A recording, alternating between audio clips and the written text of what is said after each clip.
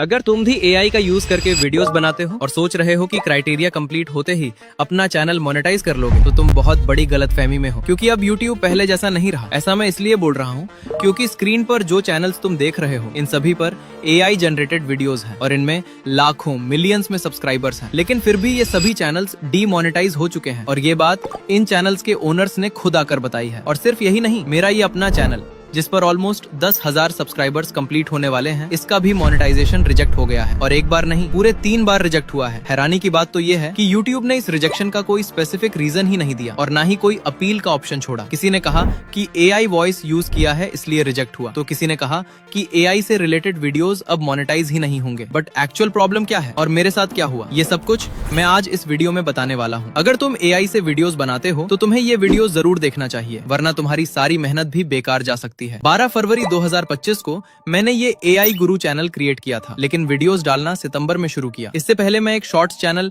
और कई Instagram pages पर काम कर चुका था, जिस कारण मुझे कंटेंट क्रिएशन के बारे में काफी कुछ पता चल गया था। और इसी एक्सपीरियंस की वजह से मैंने अपने इस एआई गुरु चैनल पर सिर्फ 5 से 6 वीडियोस में ही सारा क्राइटेरिया कंप्लीट कर लिया और मोनेटाइजेशन के लिए अप्लाई कर दिया। फिर मैं वेट करने लगा। लगभग 12 दिन बाद मेरे पास यूट्यूब का एक मेल आता है जिसमें लिखा था, your channel is not approved for YouTube monetisation. ये देखकर मेरे तो होश ही उड़ गए। नीचे रिजेक्शन का कारण बताया गया था कि आपका चैनल यूट्यूब मोनेटाइजेशन पॉलिसी को फॉलो नहीं करता। और सबसे बड़ी परेशानी की बात तो ये थी कि जब मैंने अपना YT स्टूडियो ओपन किया तो उसमें कोई भी स्पेसिफिक रीजन नहीं बताया गया था, ना ही तो रीयूज्ड कंटेंट और ना ही इनऑथेंटिक कंटेंट। ऐसा कोई भी रीजन नहीं बताया गया और ना ही कोई अपील का ऑप्शन था। फिर मैंने अपने कुछ वीडियोस को डिलीट किया और पूरे 1 महीने बाद फिर से रीअप्लाई किया, लेकिन फिर से सेम वही प्रॉब्लम बताकर मुझे रिजेक्ट कर दिया जाता है। और इस बार पूरे 90 दिन की पेनल्टी भी लग जाती है। मतलब अब 90 दिन बाद ही मैं फिर से रीअप्लाई कर पाऊंगा। मुझे लगा शायद मेरी वीडियोस में ही कुछ गलती होगी, इसलिए मैंने अपने वीडियोस को पूरा अपग्रेड कर दिया, वॉइस,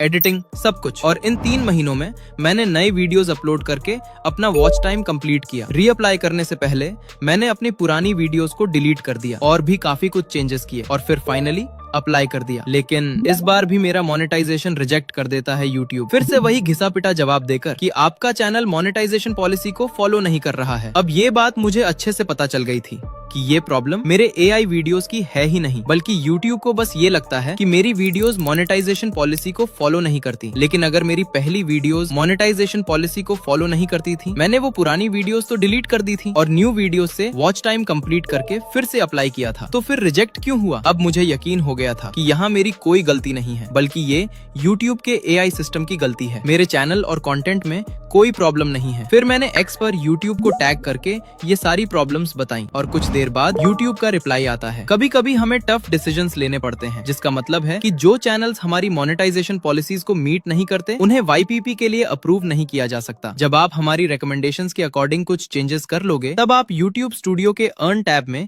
जो डेट दी हुई है उस दिन दोबारा अप्लाई कर सकते हो। अब यूट्यूब यहाँ बोल रहा है कि रिकमेंडेशंस के अकॉर्डिंग चेंजेस कर लो, तब अर्न टैब में जाके अप्लाई कर सकते हो। लेकिन भाई, मैंने इन्हें पहले ही बताया था कि यूट्यूब स्टूडियो के अर्न टैब में कोई भी रीजन दिया ही नहीं गया है और ये फिर वही रटी रटाई बात बोल रहे हैं। अब तुम ही बताओ मैं क्या करूं? यूट्यूब बोल रहा है गलती देखो अर्न टैब में और सुधारो, जबकि वहां मेरी कोई गलती बता ही नहीं रहा है। जब मैंने फिर से यूट्यूब को रिप्लाई करके बताया कि कोई भी रीजन अर्न टैब में नहीं है, तो यूट्यूब का फिर से एक रिप्लाई आता है, अगर तुम्हें लगता है कि YPP ज्वाइन करने वाली तुम्हारी एप्लीकेशन गलती से रिजेक्ट हो गई है तो तुम्हारे पास अपील करने का ऑप्शन है। अगर तुम्हारी अपील भी रिजेक्ट हो जाती है तो तुम एप्लीकेशन रिजेक्ट होने की डेट के 90 दिन बाद YPP के लिए दोबारा अप्लाई कर सकते हो। और देखो, यूट्यूब साफ साफ बोल रहा है कि अगर तुम्हें लगता है तुम्हारा मोनेटाइजेशन गलती से रिजेक्ट हुआ है तो तुम्हारे पास अपील करने का ऑप्शन है। लेकिन दोस्तों, मैं सच बताऊं तो मेरे YT स्टूडियो में कोई भी अपील करने का ऑप्शन ही नहीं है। मैंने रात भर जागकर वीडियोस बनाए, मेरी वो सारी मेहनत पर पानी फेर दिया यूट्यूब ने। तुम ही बताओ तुम्हें कितना बुरा लगेगा जब कोई तुम्हें सजा दे